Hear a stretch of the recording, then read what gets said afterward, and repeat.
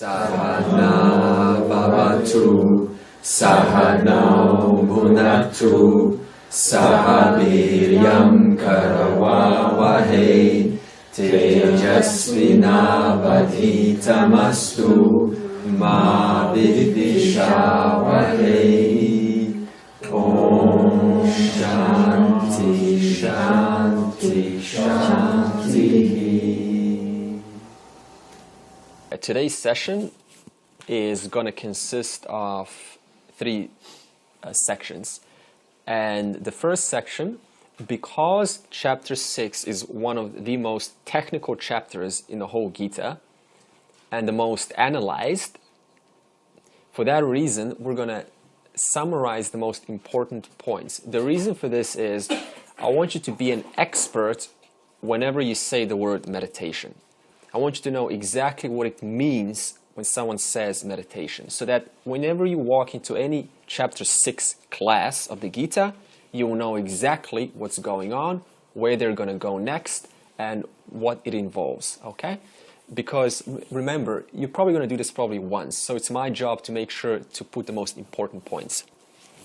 The second part will be an introduction, a logistical introduction to chapter 7. I need to first tell you how the comparison is between the first section of the Gita, which is chapter 2 to 6, and the second section, which is 7 to 12, and the comparison, because it takes a whole different transition. So going into chapter 7 is going to take a turn. And finally, for those of us who just want to be given a practice of chapter 6 in action, for that reason, we're also going to do a meditation which will embody, at the end, all of the steps that we talked about throughout the entire chapter 6. Okay, so that way you get a hands-down experience, like how do I actually put this in use? So that's exactly what we're going to do. That's what's coming. Okay, so meditation, we already established that it's actually one of the most important sadhanas for any spiritual seeker from any background, without a question. For that reason, meditation has been emphasized over and over again.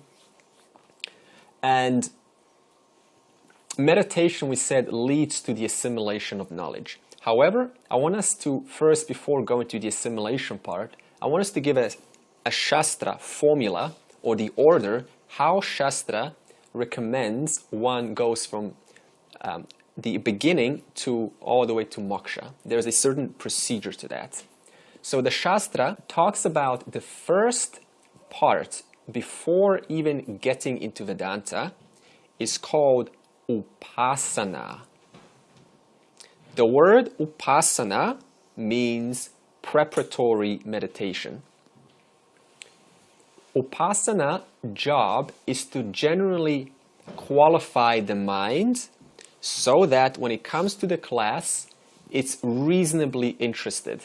It's not coming completely unfamiliar with the knowledge. It has some kind of purity. The mind is clear, at least a little bit. And Upasana also mainly reduces Rajas and Tamas. Rajas and Tamas are energies which are agitating, the Rajas. They are annoying. They produce impatience, they produce short temper, they produce short attention, and they make the person generally say, I don't want to meditate.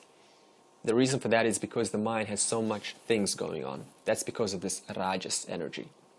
And Tamas is this energy of fatigue, tiredness, sleepiness. I don't want to do. I want to sleep. Taking too long rests. And it generally produces dullness. So what I'm saying is Upasana should have ideally already been done before even hearing about Vedanta. The good news is most of us have already been in the spiritual world and we've already done sufficient work. So it doesn't really apply that much, if at all, for this class. But I'm just giving you the order. And also Upasana cultivates sattva, because if you reduce Rajas and Tamas, the natural state of the mind is sattva, just like the natural state of the mirror is reflective. But because over time, the longer you leave the mirror outside, due to the traffic of people, of the noise. It leaves dust on the mirror. So through the years, this mirror, which was originally very reflective, now becomes extremely hard to see through. That's what we call rajas or tamas. It contaminates the buddhi, and therefore one is very far away from feeling happy. They're looking for gross things to experience happiness. So far, we have established first stage upasana. An example of upasana we've already discussed, karma yoga, a wonderful example of upasana. Remember, karma yoga is about preparing the mind. That's exactly what I just described upasana is.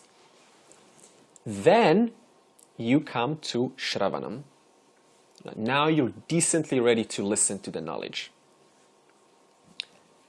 After listening to the knowledge and working on it, contemplating on it, then you go to the last stage, which is nididhyasanam, which is Vedantic meditation. And we spoke that Vedantic meditation is entertaining thoughts about or related to Atman.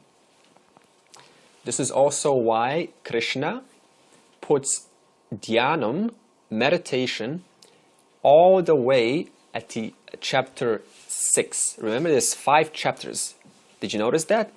Krishna did not put meditation at the beginning. But in the spiritual world, we go and do what? We go straight into meditation. You notice that? So meditation comes right at the end.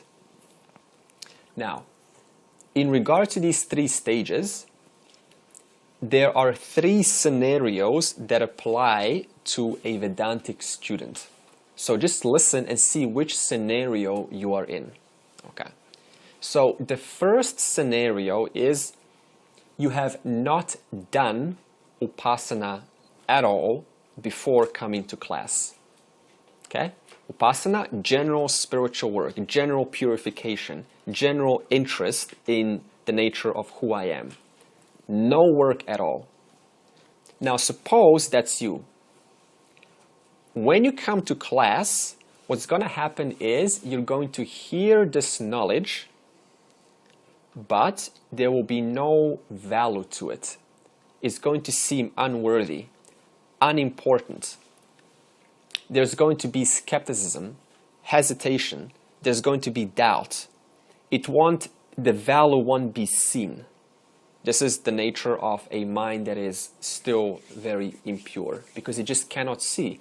Like, I don't need to hear this. I just need to go elsewhere and have some stimulation of the body. That's how the mind would think. And what's going to happen is the knowledge that's learned and your personality won't mix together, like oil in water. The oil would be like the knowledge received in Shravanam, in class, and water will be like your personality, and oil and water just don't mix. So there will be a gap between what I know and what I am. There will be a gap between what I am as a person and what I have heard in class. So the knowledge will seem kind of distant. It would seem like something to talk about, something to kind of, have a conversation with your friends about. If that is the stage that you resonate with, then the next question will be this. Okay, then what is the solution? See, we'd not say it's too late. We'd not say get out of class, right? The solution for this is karma yoga, highly, highly recommended. And compulsory is Vedantic meditation. So again, if you came to class and haven't done any spirituality before, any kind of meditation work, and come to the highest knowledge in existence, then you're not going to get kicked out. The simple answer is you have 2 recommendations. Karma yoga, which cleans the mirror, and 2, Vedantic meditation, compulsory. Okay, that's the first kind. The second kind is a mind that is insufficiently prepared from upasana. So it has done the work, but it still hasn't sufficiently prepared itself. This is the most common, right? So, you've done the spiritual work, you've been in the worlds here and there, you've seen quite a lot, you've read a lot, but still the mind isn't sufficiently pure. In this case, the knowledge, the jnanam, will take place, okay? You will understand the value. Wow, this is great. I resonate with this. I want to stay. I want to see what more there is to hear. However, assimilation won't take place. So this means I will get it intellectually. It will sound great. I will resonate with it. It will seem like the best thing I've ever heard. However, living it will still be a little bit of a gap. The assimilation part won't be there. So the solution now for the second type is regular Vedantic meditation. Notice I did not say Karma Yoga, just regular Vedanta, because they already done the work right before they came. Remember, Upasana is Karma Yoga, but these have already done the work. So the second type, only Upasana, only Vedantic meditation is required. Now, what they have to do is they have to frequently think about the statements received in class in the world. So you take all of the teachings here and you bring them out into the world. That's what Vedantic meditation is, taught by the Acharya. And after doing that, after some time, it is bound to produce knowledge, guaranteed. I know it sounds kind of like far, it's like a big statement, like, even James told me, if you just stick with the program, he kept saying that, stick with the program and it's going to work. But the person who's listening to that, they're like, well, what do I know? How do I know it's going to work? And the truth is, it works like crazy. If it's contemplated on, if it's stuck with, because it is a proven system, and it cannot be negated due to the multiple analysis done through centuries by the rishis. Yeah.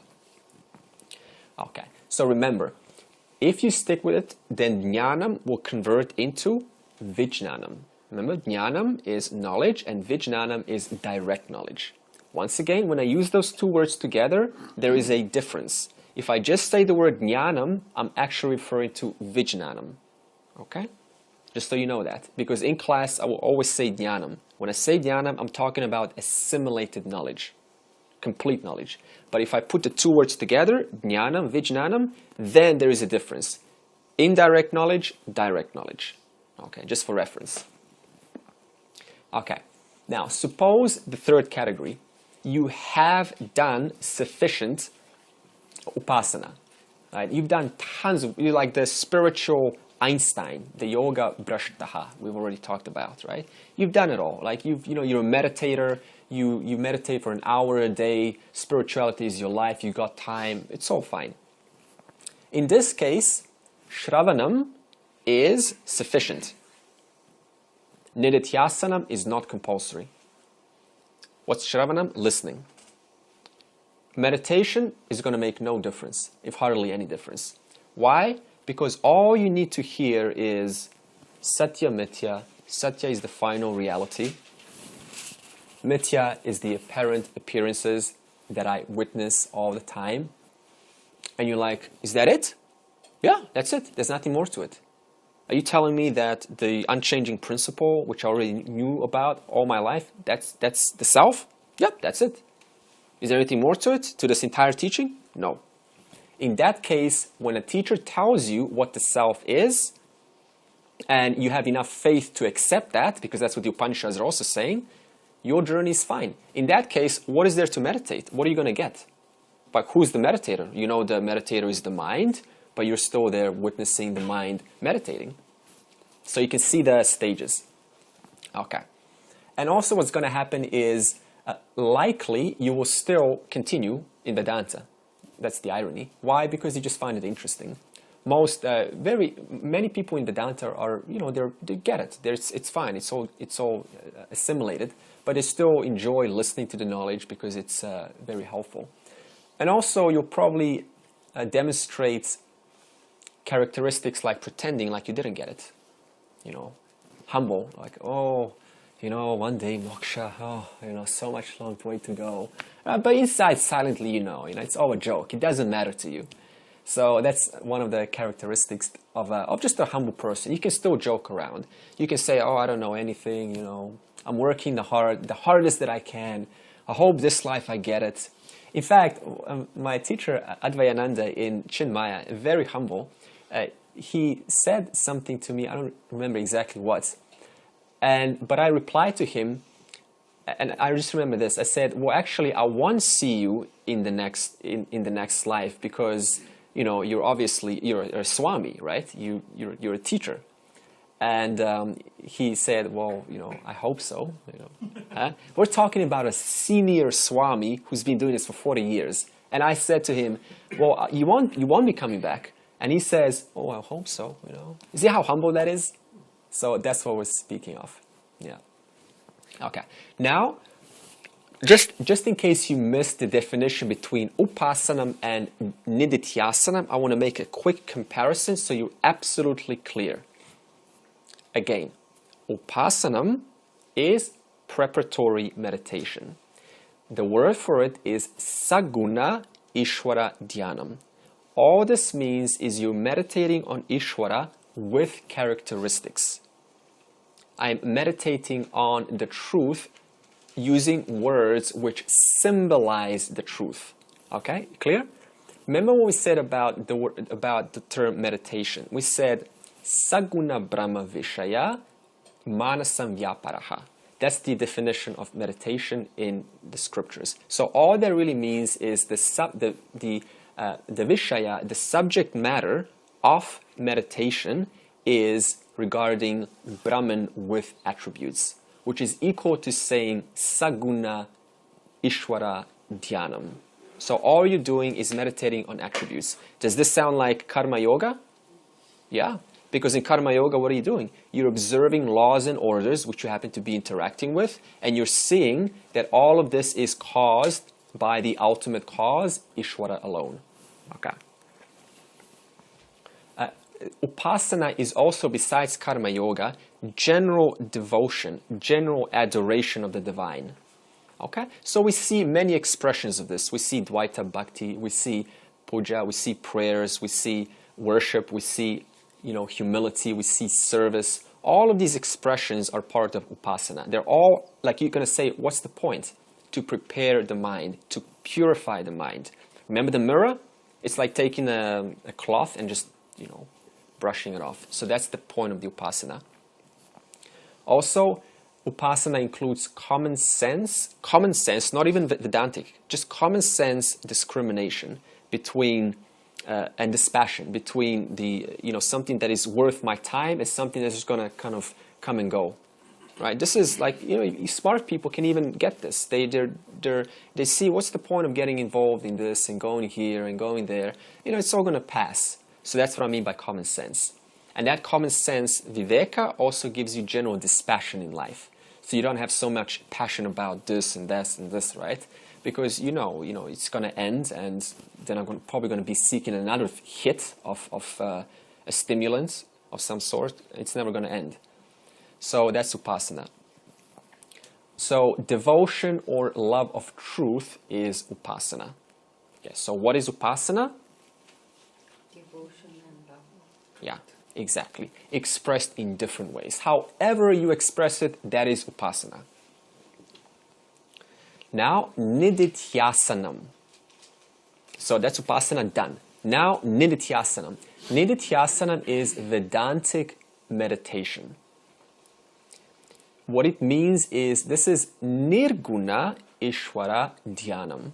In other words, I am meditating on Ishvara without the qualities, without gunas, which is none other than, what is without qualities? Brahman.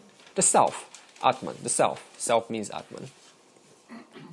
So, what you're doing in nididhyasanam is you're dwelling upon the teachings received in class, and you're digesting, you're going over them. Like, what does this mean? What does it mean to say I am unchanging? What does it mean to say I am eternal, right? So, and you're doing this for a length of time.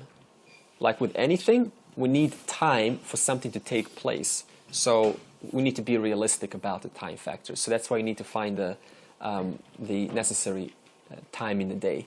Now, why do you need the time in the day? And do it over and over again? Because whatever you do repetitively, what happens? It penetrates the subconscious personality. Whatever we do once, it's as good as shaking someone's hand.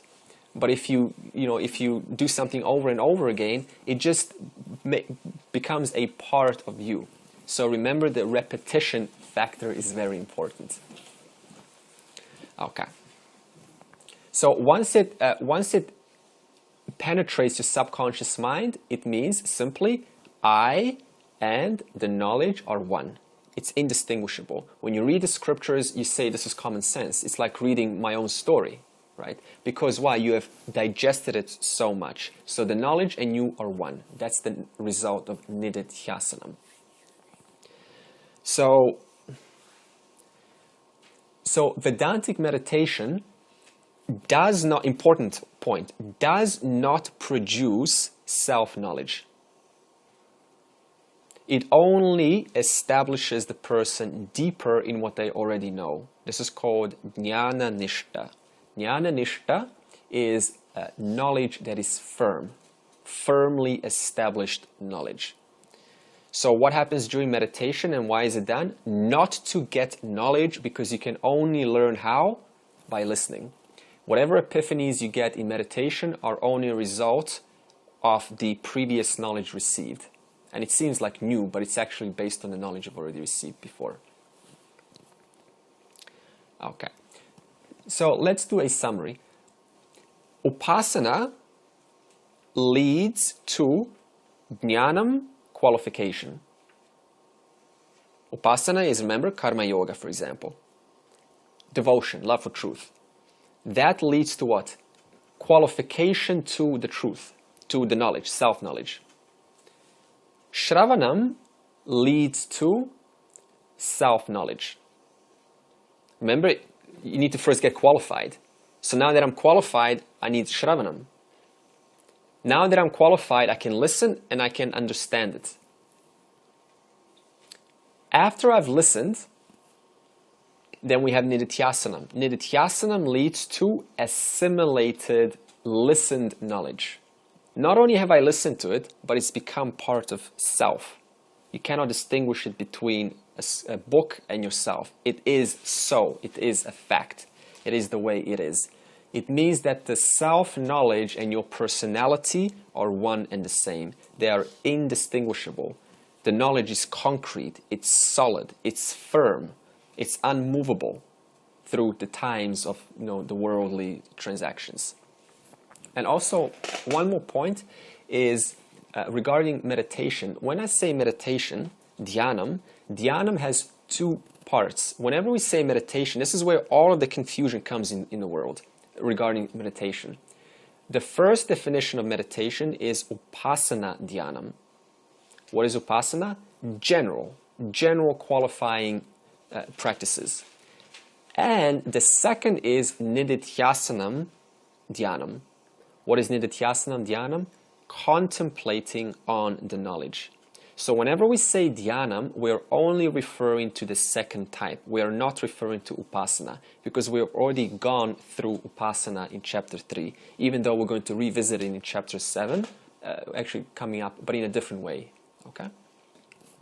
So we need to first get clear before we start saying meditation. What do you mean? When I say meditation, nididhyasana, Vedantic meditation.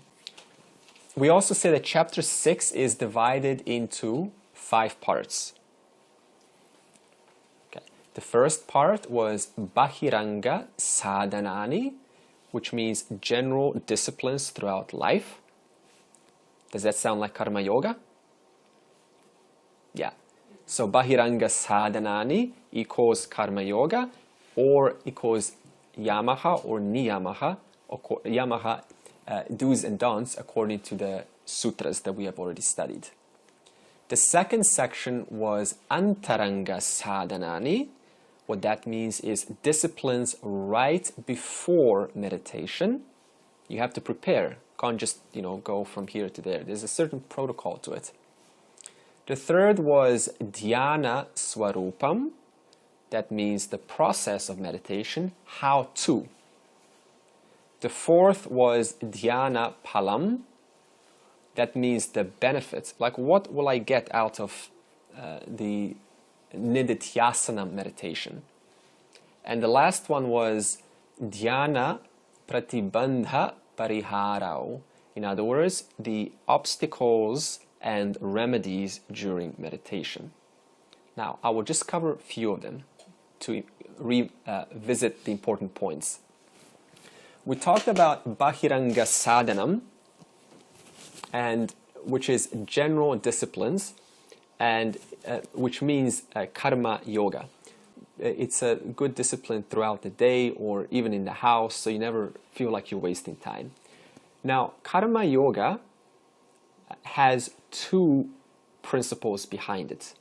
The first is to cheerfully accept the actions assigned to you. Cheerfully and gladly. Without, because it's cheerfully. Now, does criticizing, judging, or evaluating the worthiness of the action, does that fit with the word cheerfulness? No, so there's a direct opposition there. So if it's cheerful, it automatically means without criticizing what I'm assigned to do, without judging it, or without comparing it as though I could have done something better. These last attributes, which I said, criticizing, judging, and evaluating, they create the agitations in the mind that people experience during meditation. So whenever a person closes their eyes, and they will usually complain about noisiness, I can't stop my mind, the thoughts everywhere, they're flying everywhere. Now the reason for that is because violation of the first principle. I am not cheerfully accepting, I am resisting. In other words, it's as though my mind doesn't want to do it. Actually, my mind doesn't want to do it, but my body has to. This is common in a workplace, right? My boss tells me, I have to do this, otherwise I won't get paid. So my mind complies according to the logic, to the rationale, but the body totally doesn't want to do it. So you need to change your attitude, because see, we can't change the action. Right? You need to, do the action for sake of survival, whatever it is. So you need to change the attitude behind it. Okay, so when you cheerfully accept the actions given to you, there is a benefit, because now you're going to say, why? Why should I? We need to give the mind a reason. The reason is because, first of all, you purify your mind. That's what Karma Yoga does. So remember the first part of Karma Yoga, cheerfully accepting the actions assigned, and the benefit of this, it purifies and gives me a very pure mind, and it removes, most importantly, the rajasic, profit-driven, self-agenda, constantly thinking, what can I gain out of this? It removes that. Because those very factors is what produces that noise in the mind. It's kind of, we think, some of us kind of walk around going, what's in it for me, and why should I there, right? So these are the very things that need to be reduced, because they do not clean the mirror. As long as they're there, the mirror remains dirty. And also, it means that every action, the benefit is every action is done mindfully. Why? Because the understanding is that every action is not only possible, but also sustained by Ishvara alone. Remember, to enjoy anything, to enjoy good food, you are actually depending on rain, but we don't think like that. Because without the rain, there is no animals, nor is there food to enjoy. To speak and have a nice conversation, I'm actually relying on the oxygen from the oceans and the trees. So it makes me very alert that I am never, it makes it impossible to be selfish or greedy or anti-humble. It actually produces a lot of humility, because now I know that I am totally dependent on Ishvara for everything that I love. I love people, I love this, I love that, but all of these things are actually provided by the field itself. And without the field, I am nothing, I am zero. So this introduces a lot of humility that indeed how beautiful, how great Ishvara is. So that alone will make you then what? Appreciate your actions. Because you're doing it for whom? Ishvara alone. All that is here is God. There's nothing else other than God. So now if I understand that, then what is there to resist? Okay? So we need to start looking at it a little bit differently. Instead of what can I gain out of this, which is what produces that profit-driven agenda, into how can I give? How can I serve? How can I give because I'm giving to whom? To Ishvara alone. Okay, so it changes the attitude automatically. And it also makes the karma yogi not only love, but also appreciate whatever they're given. Right? Now I get to love what I'm doing. Now when you love what you're doing, you have a lot of energy, don't you? A lot of vitality. If I don't like what I'm doing, I feel tired, lethargic, don't feel really happy. So it also gives you a lot of energy. If it doesn't, then start thinking, how is it that I'm actually serving Ishvara alone? Okay, that is your duty. The second part was to accept all consequences gladly. This is called prasada bhava. That means it's an attitude of gratitude. In other words, I accept all karma palam and I gladly, without complaining or criticizing it, it has come, there's nothing I can do about it, now let's address it, right? Instead of wasting my energy on complaining, why me, what did I do to deserve this, why is it that everything, always bad things happen to me? This is all wasting your energy. Just start thinking, okay, what do I do now? What's next? How can we make the best out of this, even if it's apparently, not nice? What can I learn out of this? How can I become a better human being out of this circumstance? So use every situation that comes to you as a lesson, as a motivator, as a maturity builder in itself. So this means you take life, which is like, which seems rough, but if you have a knife, right? Then if you position it in the wrong angle, then the knife is going to become blunt. But with karma yoga, that knife, it tells you how to position it just right, so you end up sharpening your knife, your instrument. What is your instrument? Your body, your intellect, your mind. So you become a very sharp person if you're engaging properly with the world. And that's what karma yoga allows you to do. So karma yoga basically is a very good active stress management system. And this is really good in today's life because, we usually want to kind of get time away from the world. And we say the world's over there, now this is my time. But karma yoga makes it very possible to engage in a very stressful environment and still find the energy, the vitality to appreciate that you're engaging with this apparent challenge. Okay, so it's like fun. It becomes really enjoyable. Let's not get too much out there, but just there's an aspect of thanks. I can do this. I want to do this. Thank you, Ishvara, for offering me. At least I have something to do. Next point is Dhyana Swarupam. This is mentioned in verse 18 to 32. And it just means meditating, the process of meditating according to how we were taught. Vedantic meditation, which we'll explain now. So it's the actual process. And so the question is, what is Nididhyasanam? The answer is Nididhyasanam. So now we're answering, what is Vedantic meditation? Tell me. The answer is, when the mind dwells on thoughts representing the nature of self, that is Vedantic meditation.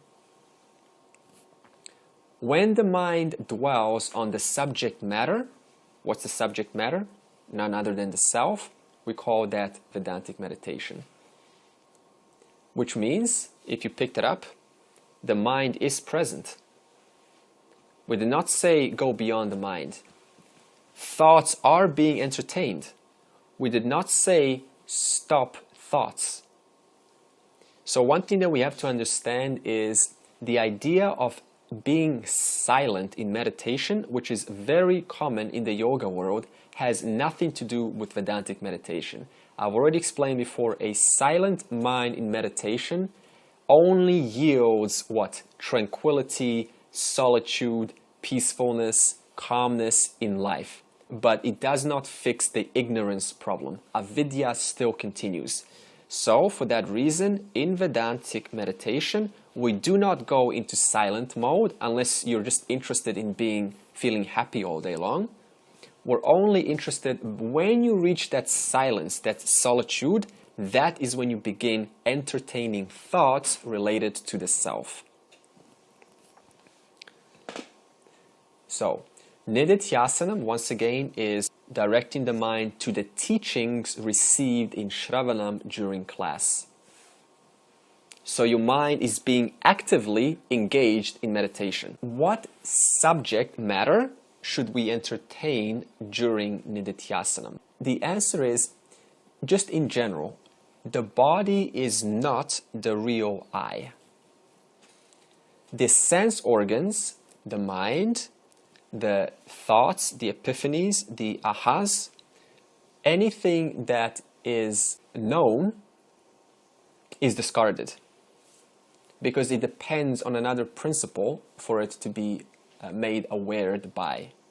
So we discard anything that is the nature of the mind, emotions, thoughts, memories, and then we say, so you understand it? So first we know what I am not. That's the first part in meditation. The second part is then you say, my real nature is chaitanyam, which means consciousness. In other words, my real nature is the awareness which is aware of all of these things that I just mentioned in the first part, like memories, thoughts, emotions, epiphanies, ahas, insights, revelations. Even the process of thinking, oh, I'm enlightened, I finally got it. Even that is known to you, discard. My real nature is consciousness which is aware of all of them, including the prana. What do I mean by prana? Prana is that which gives you sentiency. Do not mistake awareness with your sentiency. That's a common mistake. We think, oh, okay, I'm aware. But what the person is really saying is, I am sentient, and I am mistaking that sentiency for awareness. Now you're going to ask, well, how do you determine the difference between sentiency, your sense of aliveness, and your awareness? Think about that. I'm not going to answer it, because that's worthy of investigating. We're still in the question of what do we do during meditation. I said, number one, you're not the BMI, you're consciousness. Now you start entertaining attributes of consciousness. Atman, for example, is satyam, means the absolute non-negatable truth. Atman is nityaha, imperishable, permanent, unchanging, all-pervading. Atman is, or the self is asangaha, independent. It is unattached to anything. It does not depend on anything. The self is akarta, which is it's not a doer. The self is abhokta. It's not an enjoyer nor a sufferer. Test question. If the self is not a doer, who is the doer? Someone answer. Body mind, yeah. And the self is just obviously aware of the doing done by the body mind. Yeah. Okay. So therefore, Nididhyasanam is simply, in one summary, playing back the recording in class while you're meditating. In class, you're on recording mode. In Nididhyasanam, you're in playback mode. That's all you're doing. So, summary of Dhyana Swarupam, which means Vedantic meditation. First stage, this is where the meditation begins. Dharana, focusing or establishing the focus on the chosen subject matter. I am establishing the focus. That's where it all begins. Just like looking at a safari, the animal, you take your camera and you're beginning to establish the zoom lens onto the animal. So that's dharana. Then next stage, dhyanam, that's the meditation. This means I am retaining the focused condition established in dharana. So I've established my focus. I'm, been doing it in dharana actively. Now that I've established it, I am retaining that in dhyanam. What do I mean by retain? The mind is going to go into the worldly thoughts, guaranteed. So you're doing all you can to bring it back onto the subject matter. And samadhi is absorption in the chosen subject matter, which was established in dharana. Okay, once again, dharana, focus. Dhyanam, retention. Samadhi, absorption. Focus, retention, absorption. A relatable metaphor is like this. We'll take a book. Suppose Martin is reading a book. Now, when Martin begins reading a book, on the beginning, there's always this fight between I want to concentrate on the book and thinking about some thoughts in the world, right? If you read like a novel or anything. Now, what are you doing during that stage? You are actively trying to, you're aware, okay, there's thoughts, I'm trying to read, I'm trying to focus. So there's an active process. That's dharana. Once that process you have tried and you have attempted to go through that process, then you're what? You're naturally reading without any problems. Sometimes there's a disturbance here and there, but you can easily put back into the, you're in the flow. There's a book called The Flow, and it takes about 20 minutes to get into the flow after being disturbed. So, but now you're just in the flow. Now, after you're in the flow, you're absorbed in the book. Someone can call your name, you don't even notice. Someone can, really call your name twice, still don't notice. You're totally absorbed in the book. That's called samadhi. So, the important point is, samadhi is nothing mystical, as usually portrayed in the yoga world. Samadhi simply means that due to the established focus and retaining that focus, the momentum has taken over, so much so that it is now spontaneously occurring without me having to apply any conscious efforts. What's more, we have ordinary people who have samadhis every day, and yet we talk about yogis who are talking about nirvikalpa samadhi as though it is the highest accomplishment in life. I tell you, in the yoga world, nirvikalpa samadhi is the highest thing to do. If you can do that, you're the most accomplished yogi. In Vedanta, we simply say there's nothing special about nirvikalpa. Why?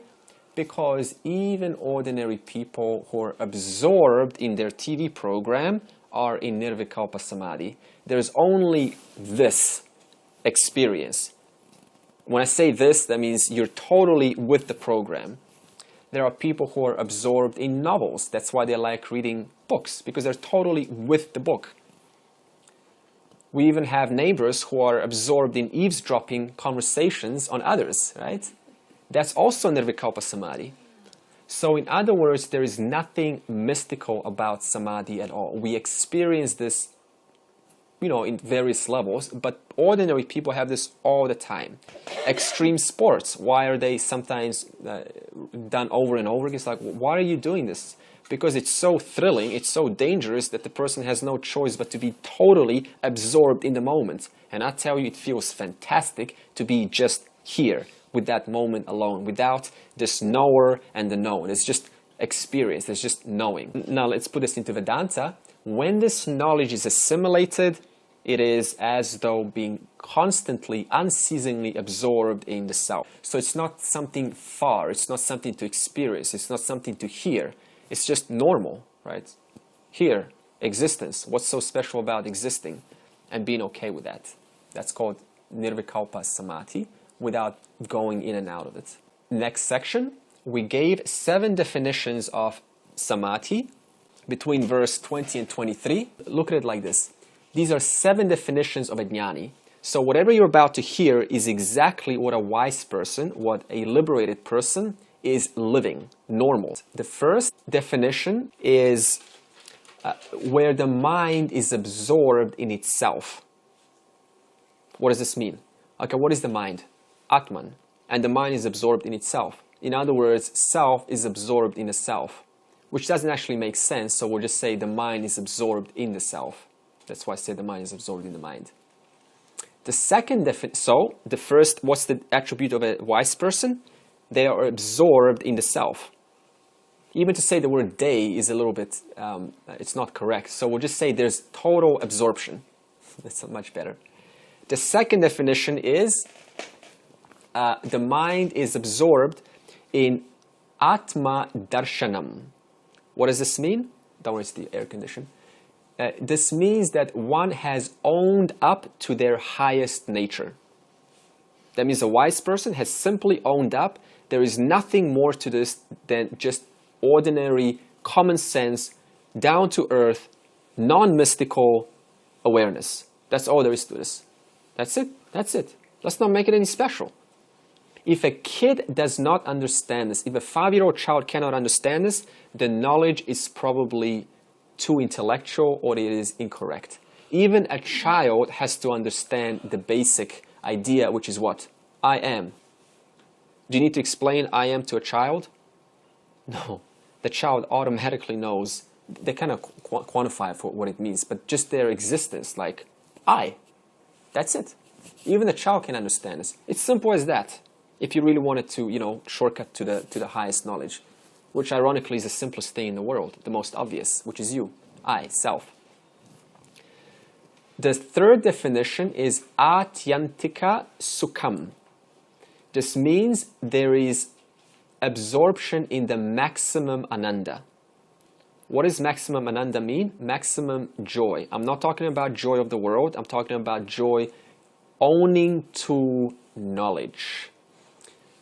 How to explain this? Imagine a pure mirror, and the mirror is so clean, so pure, that it's reflecting the sun in its original, uncontaminated reality. In other words, that reflective mirror is the buddhi. Remember, the only place where you can know the self is the buddhi. That's why ironically it's yellow, because buddhi is sattvic by nature, but the mind puts rajas and tamas onto it. So when the buddhi is pure, then it is like wiping the mirror, and the original consciousness is always shining on it. And who's looking at that? You are. Your intellect is looking at that. Who's aware of that? You are. The fourth definition is tattva nishta, established in one's highest nature, which is the self. The fifth definition is atyantika labha, which is the stage whereby one has attained the absolute highest in life, in all times, whether we're talking about 10,000 years ago or 10,000 years from now or 2 billion years from now, it doesn't matter. Moksha is the highest purpose of life at any moment of time. Atyantika dukkha nivrti, which means cessation from all suffering, from any problems, because all the problems belong to the body. I'm not saying they're going to stop. I'm just saying that there's this identification, therefore they're belonging to a different order of reality called mithya. The seventh definition is dukkha samyoga viyoga. The person is no longer identified with the gains of anatma. I no longer have an agenda to, be successful or to be seen or to be heard or to be important. Love me please, give me some attention. All of that is completely gone. Dhyana palam. This is the benefit of meditation. The benefit is there is a transformation in personality. Transformation in the way you look at the world. Transformation in how you look at yourself as a person, others, the world, everything. This simply means the world does not change for a wise person. All that changes is how they look at the world. That's the only difference, because we think, liberation means I'm going to see something different or something, everyone's going to have a halo on their head, someone's going to be beautiful. No, everything's the same. That reality called vyavaharika, you do not control, that transactional reality. Everything's the same. Just the world is seeing with the eyes which are educated, owning to Shravanam. Okay, just imagine, I'm just going to put it down to earth. So I said that you do not look at the world differently, you just look at it as it is. So we can now say a jnani sees the world, whether it's a messy world or a heavenly world, exactly the same. I do not mean as in they're unable to discern, it just means they see what is without making something of it. Now let's explain using a metaphor.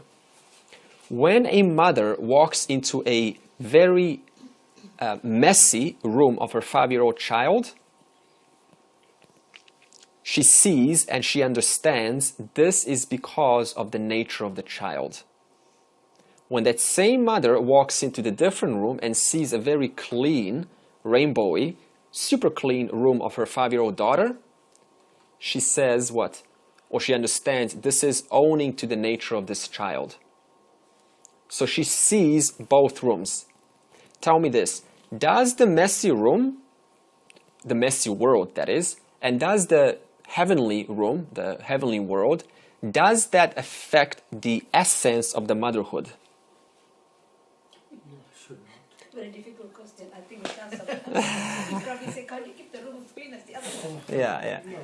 But however, the opinion, of course, changes. So the expression of one and the other does change. But the essence of motherhood, the love of the mother for both the kids does not get changed. In the same way that jnani sees the messy world, which we would call, if you call it a messy world, it's up to you, it doesn't really matter.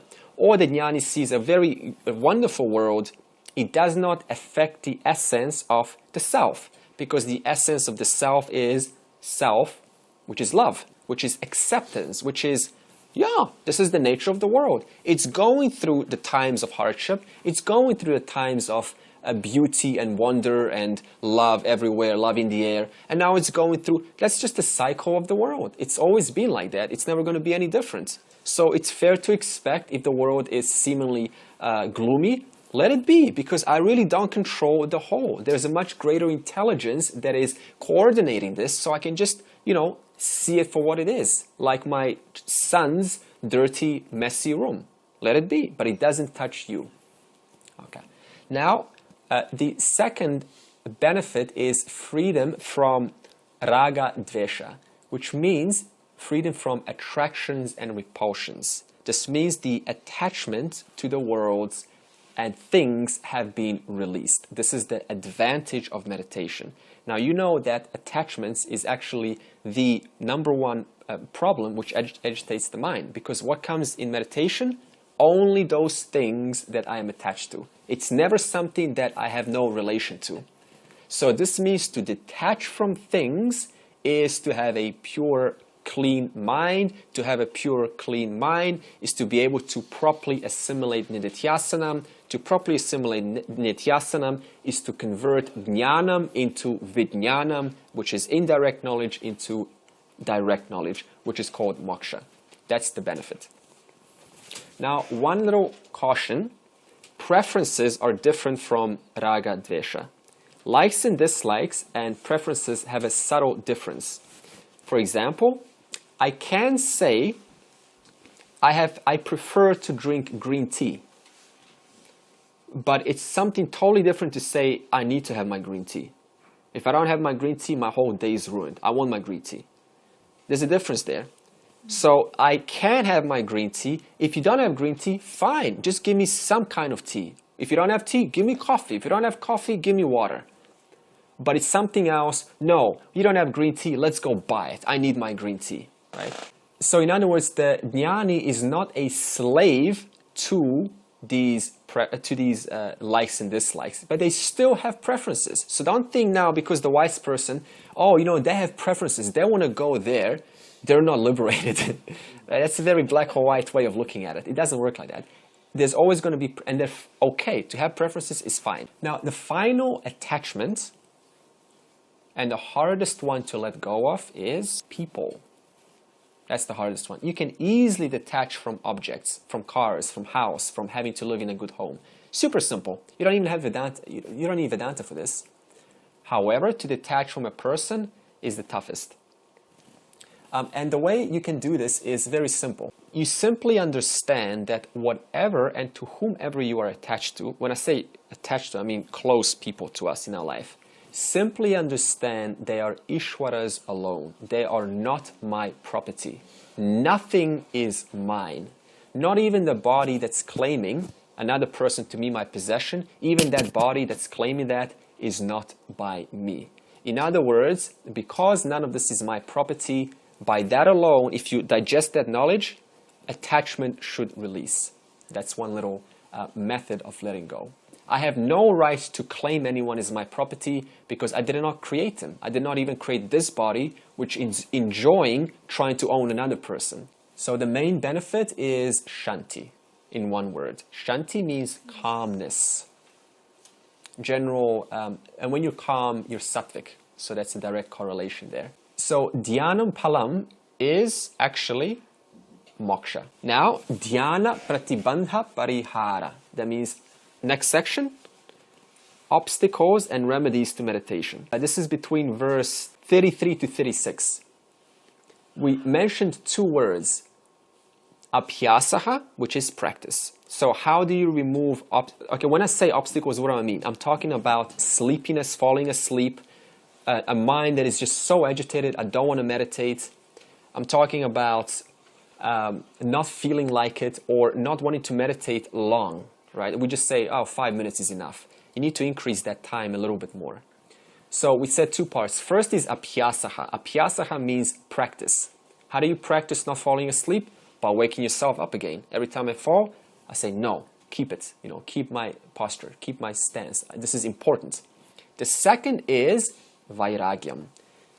We said that dispassion is what destroys the two biggest enemies, which is raga, dvesha, slavery. Being a constant slave to likes and dislikes, this is basically what most of our life consists of, getting rid of these raga dveshas, because they're pushing us left and right. So how do we solve this? Dispassion. How do you build the dispassion? Besides talking about it in previous classes, one way is to simply understand none of this is mine. What am I attracted to? I'm just attracted to atoms put together, making a structure that looks like a very nice, put a noun to it, right? What am I attracted to? Just 5 elements. It's going to come and go. It decays. It's going to go away. What's the big deal, right? And it's not the source of joy. How do you know that? Because not everyone finds that joyful. That means the object cannot be joyful. Only you find joy in that, but others don't find joy in that, which means the object is value neutral, which means what? I'm putting artificial likes and dislikes onto it and making it something that it does not deserve. It does not deserve the value that I'm giving it. And by that rationalization alone, I can let go and reduce this hold, this slavery of raga dvesha. I have to. Why do I have to? What if I don't? Are other people fine without this? Absolutely. So then what's so special about me that I have to? Right? So you're using your rationalization skills, your intellect, to take hold of this emotional raga dvesha slavery. So raga dvesha does what? It creates what I call a promotional mind. You know promotions, how they're constantly advertising you? Look at me. No, this is better. No, buy this. No, wait a minute. There's something that you should look at this. Well, actually, that's not. There's something even better. Well, that's kind of true, but I have something new for you, right? So it's constantly promoting you with these thoughts about conversations, about other people, about different schools. So it's a promotional mind. And promotional mind equals raga dvesha. How do you remove raga dvesha? Dispassion. How do you engage in dispassion? Through rationalization, that whatever I'm attracted to is just 5 elements. That's all it is. Also, according to Shastra, you have no enemies. You don't have a single enemy in your life. The only person that agitates you is the one to whom there is a raga dvesha associated to, or at least the quality which they share. And because it has triggered my like and dislike, I allowed myself to be disturbed. So if someone speaks in a certain manner and you find that annoying, is that their problem? Absolutely not. Why? Because not everyone finds that annoying. You'd find it annoying. So that means it's your problem. So that means what? You need to look at that until it's released. And ironically, that's going to come up in meditation, that person who annoys you. So in other words, it's not the person who annoyed me, but what? My raga, dvesha, which I had towards the attributes that that person exhibited. And because I have not addressed the raga, dvesha through karma yoga, remember that's the purpose of karma yoga, I allowed the person to then become my reality in the most important moment called meditation. One way you can test if you're attached to someone is simply ask, if this person were to be away from me for 3 months, would I feel shaky? Would I feel uncertain? Would I feel something's not right? Would I feel like I need some company? Would I want to call them? If the answer is yes, there's attachment. How do you deal with attachment? Simply understand. This is Ishvara's property. I can be attached, but I don't have to be that attached, because who am I being attached to? Just a thought. I'm being attached to the thought of that person, because there is no person over there. Everything is a thought in the one mind. So you're just attached to a thought that represents a certain symbol which you have likes and dislikes, and you allowing that to then become part of your reality. Yeah. So you need to use rationalization to make it easy for this attachment factor to go away. Verse 37 to 45, Arjuna's pessimism was addressed. This is the last verses. Krishna said, you cannot lose if you're in this journey of the spiritual pursuit, because if you gain knowledge, that is jnanam, and it's not converted into vijnanam, into direct knowledge, then the benefit is, due to the substantial punya earned of listening to the scriptures, the benefit is swarga loka palam. That means heaven. If the knowledge is assimilated, then the benefit is you've accomplished the highest purpose in life, the end of rebirth. We also said after swarga, the punya is exhausted, owing to the listening of the scriptures. Then you're reborn in a place that's conducive to continuing the spiritual journey where you left off. This means that you will start very early on in the next life. So what is there to lose? That's what Krishna says to Arjuna, to reassure his pessimism. And he also said then, because of these benefits, there's no reason to be pessimistic. What is there to speed up? You get a new round, you get a new chance. We all do. If you cannot fail if your eye is on this knowledge. It's impossible to fail. So chapter 6 done completely. Part 2, we will now compare, give you a structure of the Bhagavad Gita. This is important so you know, because it's going to build on and help us with chapter 7. The Gita is split into 3 sections. The first section is chapter 1 to 6. Second section is 7 to 12. And third section is 13 to 18. The first section, chapter 1 to 6, actually 2 to 6, because remember we didn't cover number 1, only because it just tells you about the characters, who Duryodhana is, the Pandavas, Kauravas.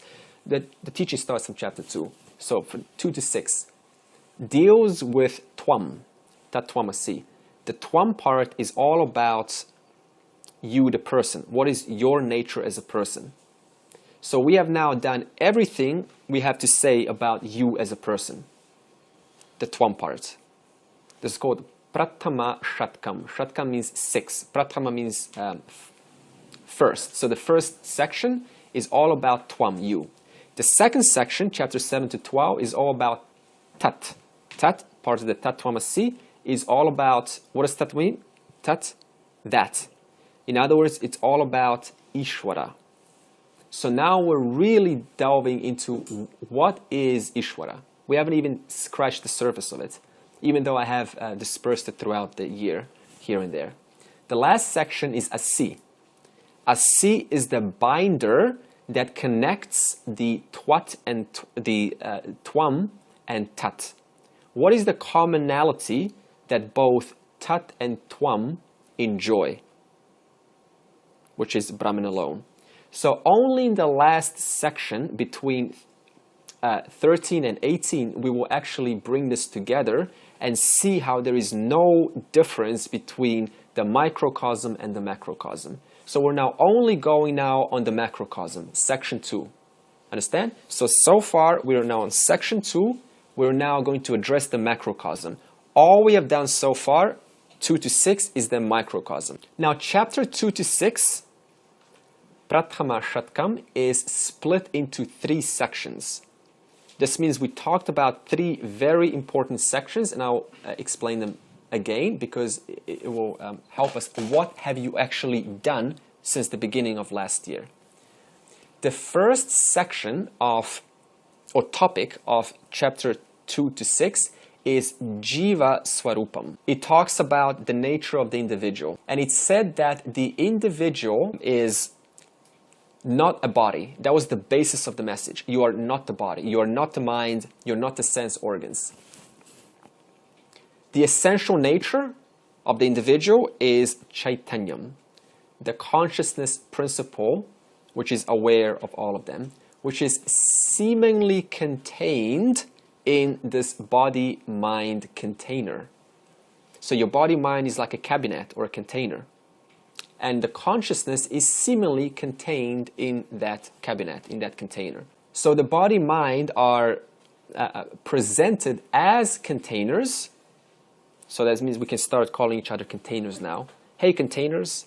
Now, that's how Jnanis speak. They call each other 5 elements because it's clear, right? You're just a bunch of atoms. So, so the body-mind is represented as a container or a cabinet. And within this body-mind cabinet or container, which is now listening to these words, the real Purusha, you heard the word Purusha, individual devoid of roles, the real Purusha is none other than Atman, the Self, Chaitanyam, Satchidananda. This was discussed very clearly in chapter 2, verse 12 to 25. So if you want to have a description of the self, then go between verse 12 to 25, chapter 2. This is also discussed in chapter 3, verse 42, where we analyzed Pancha Kosha Viveka, a very powerful teaching, which tells us that I am not the 5 bodies. I am not the Annamaya Kosha. Anything that has to do with the gross, not I. Anything that has to do with the Pranamaya Kosha, heartbeat, excretion, digestion, circulation, not I. Anything that has to do with the Manomaya Kosha, emotions, that's not me either. Anything that's got to do with thinking, analyzing, epiphanies, thinking, oh, I got it, that's also known to you, it's got nothing to do with you. Anything that has to do with Anandamaya Kosha, any kind of bliss experience during meditation, 0 to do with you. Any kind of ecstasy, any kind of going to some different world and experiencing the greatest joy ever, nothing to do with you either. So we can use that for negation. And then we also, chapter 4, which we intertwined with chapter 5, if you remember, also has a description of consciousness, of Chaitanyam Atma, describing it as a karta, which means the non-doer, and abhokta, which is not an enjoyer nor a sufferer. Somebody answered the question, who is the enjoyer or sufferer? You said it's the principle which accommodates the emotions, specifically, I know you said the body, I think, but specifically you want to be right, sukshma sharira, because all of the joys and pains happen in your mind alone. If you want to look at it on a gross level, if there's a pain on the arm, the sensation has to travel to the brain, and the brain is just a physical expression of the mind. Caution, the mind is not in the brain is in the mind. Because the science will say, oh, the mind is, your brain. It's the other way around. And also, in chapter 5, verse 13, we said, Navadvare pure dehi naiva kurvan nakarayan, which says that consciousness is the true nature of the individual, and this consciousness is not a doer. So why did I just say all of these statements? To tell you how there is a correlation of what the jiva is, all the way from chapter 2, 3, 4, 5. So the conclusion is, the jiva swarupam equals Satchidananda Atma. Or just Atma. You don't have to put Satchidananda. So your true nature is the self. What is the self? I said last week, that which is self-evident, which is awareful, and which cannot deny its own existence. You can't say that you don't exist. Self-awareful or self-evident awareful existence. Second stage of the second section of chapter 2 to 6. Okay, you know where we are now? I've done chapter 2 to 6. The first section is Jiva Swarupam. The second section, the big section, was Karma Yoga. Karma Yoga is the first stage of sadhana before anything. And Karma Yoga, we said, is 2 attributes or 2 descriptions: proper action and proper attitude. That's how you describe Karma Yoga. So far, what have we described? First section, Jiva Swarupam, the nature of the self, which is Atma. And the second is Karma Yoga. What's the third major section between chapter 2 and 6? Purusha Pratyanam. Purusha Prayatanam. Purusha Prayatanam means the importance of individual self-effort. Taking charge. Never underestimating that you do have the ability to exercise and you do have the freedom to will. What does it mean to have freedom to will? I'm exercising my freedom to will whether I want this or that, i.e., the importance of free will. Because the misconception that still flies around and will continue to do so is we think that the law of karma means that it's equivalent to fatalism, right? That everything is already written in stone. You already have your destiny stamped on the forehead, and there's nothing we can do about it. This is not what law of karma is. Law of karma is very clear. It says today's action modifies tomorrow results. Tomorrow is a result of what I have done today. In other words, if I want to have a successful life tomorrow, I need to look at that and say, what can I modify today to make that most probable or most likely tomorrow? This also means that in summary, your present actions today that you do, the things that you say, the things that you do, how you think, is what is forming, what is formulating, what is structuring your destiny tomorrow. So this means take charge of your actions today, because today's actions is what makes tomorrow's quality of life worth or not worth being in. So if you ask yourself, do I want to be in tomorrow's day? If the answer is gladly yes, it's only because today's actions are in total harmony. If I am afraid of the future, I don't want to be in the future, concerned about the future, there's only one reason for that. It is because your present actions today are not in harmony with Dharma. They're out of alignment. See, we spoke of, firstly, Dharma. Dharma is the ethics, what is right and what is wrong.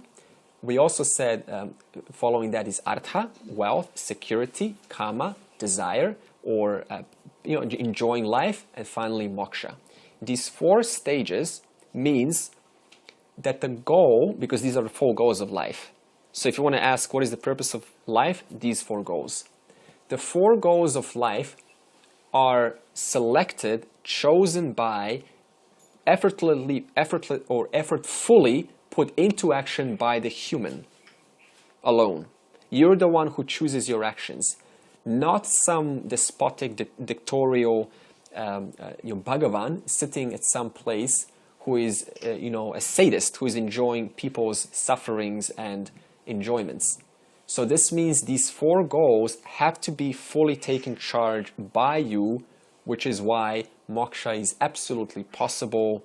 Why? Because you're the one who is present. You're the one who can say what I want to do and I don't want to do. What was the Sanskrit word for the 4 goals? 4 purusharthas. So this means Ishvara has no authority to choose for you your destiny. Because for an Ishvara who is choosing, immediately makes it a God who has own personal likes and dislikes. All that Ishvara is an impersonal totality which fulfills the effects of the causes done or performed by you, the individual. That's all Ishvara is. It fulfills the effects, a result of what? The causes that you have done through your free will alone. For example, one of laws of Ishvara is gravity. If I drop this, then due to the existence of this law being all-pervasive, that law is obligated to fulfill my request through my free will and provide me the result of this going from here to here. So in the same way, apply action that is conducive with the life worth living tomorrow. This is also supported in chapter 6, verse 5, which said, Uttared Atmanatmanam. So Krishna said, lift yourself, how? By yourself. Not, have someone else lift you up, but by yourself. That means you can do this by yourself. So the laws, destiny does exist according to the laws of Ishvara. According to how you put the causes into the field. So if you don't take care of something and let it go, then it's... That's it. So it's obligated. It's obligated to give you, respond to your non-taken care of. So this means, the 6-5 also means that God is willing to assist you only if you take charge, if you take initiative first. That's the key here. Because it has no power, it has no authority to help you unless you ask. Did you ever, if you ever seen someone who's struggling in something, like a child and even an adult is struggling in something, and then they're like trying to get something, and what happens automatically, people notice this and someone always comes up and says, can I help you? You see that? Yeah. And that's just on the microcosmic level, let alone the benevolence, right? Even though to say benevolent to Ishvara is incorrect. Is that only through action? Through action alone, yeah. Action alone, yeah. Yeah, because action is what creates the effect, the causes. And every cause, by law, has to have an effect. Yeah. So no, it would be not, if, I should say that again, not the intellect only that would have no effect. Yeah. Okay, I'll put a formula to that. That's going to tie with... There's a statement that very beautifully puts a logic to this. It says, watch your thoughts. Why? Because they determine your words and actions. Okay, and watch your words and actions because they determine your habits. And watch your habits because it shapes your character. Okay, and watch your character because it creates your destiny. So let's trace this back. Destiny is a result or caused by your character. The character is caused by your habits. But what causes the habits? Your words that you use every day and your actions that you put into the field. And what determines the words and actions? My thoughts. Thoughts determine words and actions. Words and actions determine or create your habits. If you don't like your habits, what's the problem? Go back to the cause. What's the cause of your habits? Words and actions. What's the cause of words and actions? Thoughts. Change your thoughts. So in other words, from destiny to thought, all of these things you don't have to worry about. You only have to worry about your thoughts, because thought determines your destiny. So far we have talked about number 1, Karma Yoga. Number 2, number 1 was Jiva Swarupam. Number 2, Karma Yoga. And 3 was importance of self-effort. First section of the book done. So chapter 2 to 6 complete. So now the second section, Madhyama Shatkam, which is chapter 7 to 12, which is what we're now going on to. I'm going to give you a comparison. The first, it's also divided into 3 sections, okay? The first section is called Ishvara Swarupam. That means the nature of Ishvara. And I'll give you now a comparison so you can relate to something that you already know and something that we don't or may not know completely. The first point is in chapter 2 to 5. Why did I say 2 to 5 and not 2 to 6? Because 6 doesn't have much on the self at all. It's just meditation. So technically it's 2 to 5. Chapter 2 to 5 highlights Jiva Swarupam. In other words, tells you the nature of the body, mind, intellect. What is the actual nature of this person? That's what chapter 2 to 5 did. Chapter 7 to 12 highlights the Ishvara Swarupam. So the first, chapter 2 to 5, Jiva Swarupam. This one, which is 7 to 12, Ishvara Swarupam, which is the nature of the ultimate causeless cause. That's what Ishvara is, the ultimate causeless cause. In chapter 2 to 5, we said that the jiva is nothing but the microcosm. That's it. That's all a jiva is, just a microcosm, called in Sanskrit vyashti. And comparing that to chapter 7 to 12, Ishvara is, then has to be what? The macrocosm, called samashti. Now, question, what is the macrocosm in actuality? All of the microcosms put together equals macrocosm. So what is Ishvara Swarupam then? The entire. What is the microcosm? Just one individual. What is the ocean? The whole. What is the ocean made of? Hundreds and thousands and millions of waves. In other words, the ocean is the macrocosm. The waves are the microcosm. Vyashti and Samashti. Chapter 2 to 5, there is not much on Ishvara. Even though the way I taught it, I put a lot of Ishvara teachings anyway. Comparing to chapter 7 to 12, right from the first verse, Krishna is going to go into the function of Ishvara, the nature of Ishvara, the glory of Ishvara, the definition of Ishvara, all Ishvara. Everything is all about Ishvara between 7 to 12.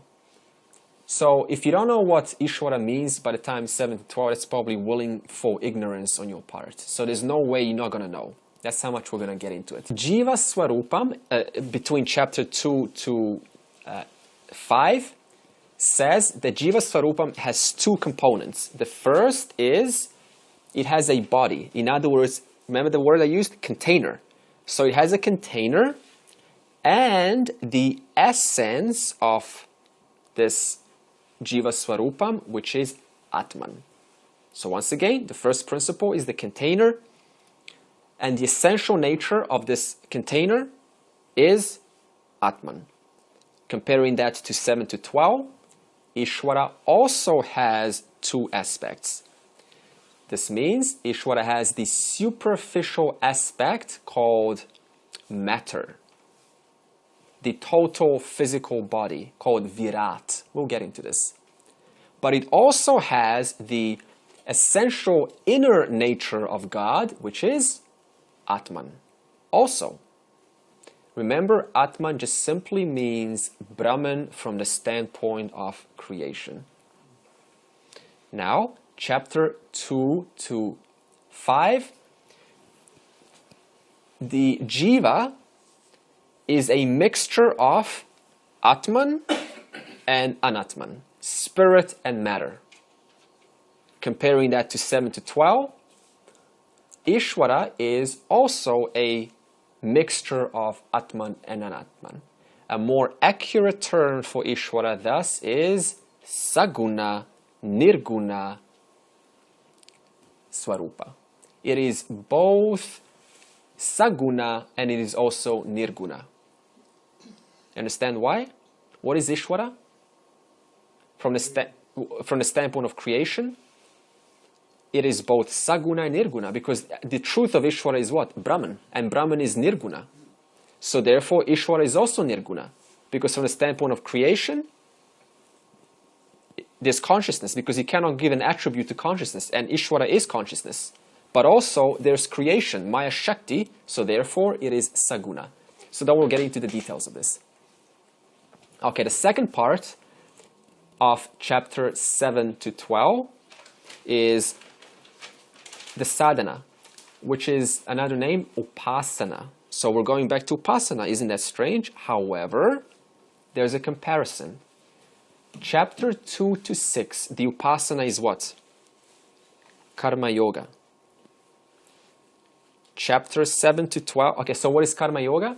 Meditation on Ishvara through physical action. Because you're actively participating, so it's physical. Now, then what is upasana in 7 to 12? If the first one is on through physical action, then this one has to be through mental activity. So it's one step higher. You see how we're going from gross to subtle?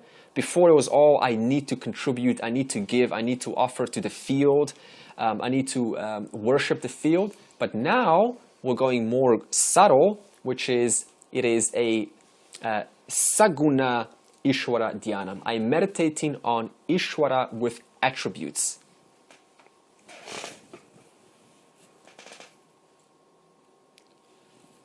So this means that Karma Yoga, don't worry, we'll finish soon and then we'll do the meditation. Karma Yoga is for active, busy, dynamic, moving types. If you're that kind of person, Karma Yoga is for fantastic, because you're always worshipping Ishvara amidst your movements, amidst your busy life. Whereas Upasana Sadhana, which is the second section of chapter 7 to 12, is learning to withdraw and focus on what? On qualities of Ishvara. Remember, Upasana means Saguna Ishvara Dhyanam. Meditating on Ishvara with attributes. Now you're going to ask, why should I? Because this is how the modern non-dual world speaks. Why should I know anything about God? Right? I'm awareness. Right? I don't need to know anything about Ishvara. The answer is very simple. You cannot accept what you don't understand. What do you mean by that? Accept what? Okay, where do you find yourself most of the time? In the world. What's the world? Ishvara's laws and orders. Are you apart from the world? No. Your body came from the world, came from food, came from parents. So if I cannot accept the world, if I don't understand the world, can I accept the world? And are you apart from the world? No. In other words, if I do not understand the world, I cannot accept myself. And if I cannot accept myself, I cannot accept you. You cannot accept what you don't understand. This is why Upasana Sadhana is important, to meditate on attributes of Ishvara. I know you're going to say this is all Advaita. It doesn't matter. This is a world of creation. Therefore, I have to know the symbolism, the understanding of Ishvara in the form of words, in the form of understanding, in the form of knowledge. And lastly, third section, chapters 7 to 12, grace of God, grace of Ishvara. We'll talk about what this word grace means. Ishvara Anugraha. This is actually a very important aspect to have because it is the matter of being humble or arrogant. So, the comparison between the first section of the book and the second is chapter 2 to 5 talked about what? Individual effort. Now, chapter 7 to 12, Krishna is going to give us a warning. And he's going to say, do not think by your effort alone. Why? Because it's going to lead to arrogance. Krishna says, be confident, but neither overconfident nor underconfident. So you're going to ask, okay, what does it mean to say under and over? To be overconfident means this: I can do anything. I don't need anyone. I can do anything. I'm totally independent here. Does that sound like an arrogant or a humble person? Very arrogant. I don't need anyone's help.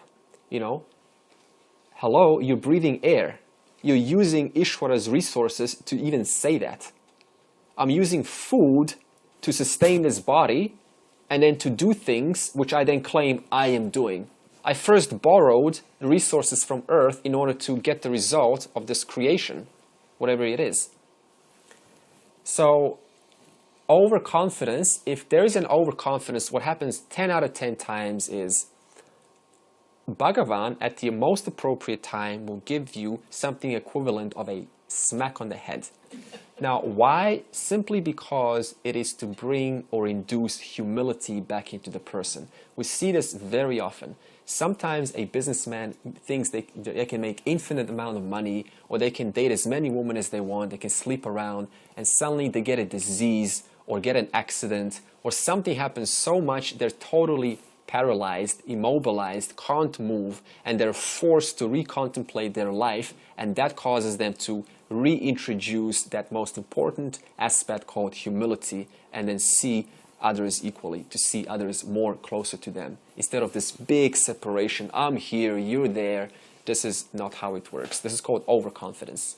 Then what is underconfidence? Underconfidence is the other extreme. It says, whenever I fail at anything, instantly there are thoughts of wanting to give up. I am not worth it. This is not for me. This is not meant for me. This is not my time.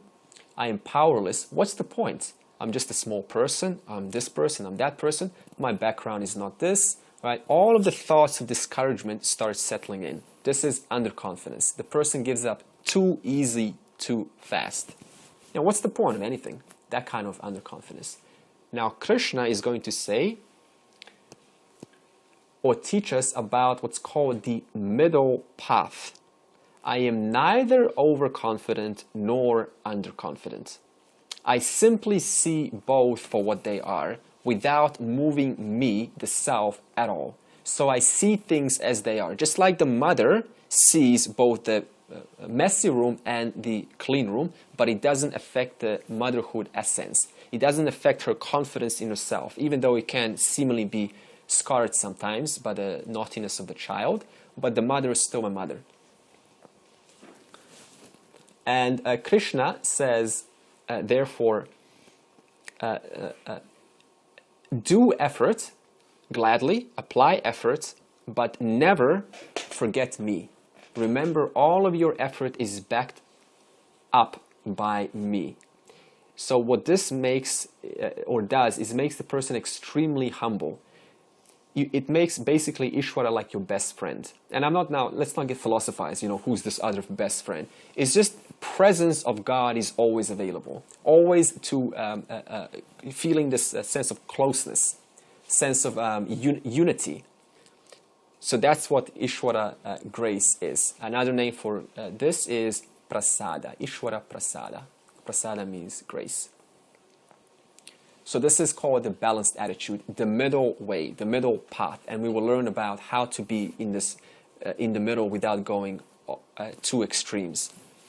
So far we have mentioned Ishvara Swarupam, the nature of Ishvara. We have mentioned Upasana, sadhana, that's your practice, and we have also now covered grace of God, Ishvara Anugraha. Chapter 7 is small, but it's powerful. So next week we begin chapter 7. Now we will close, and then I will speak to you whether you want to stay for meditation or go.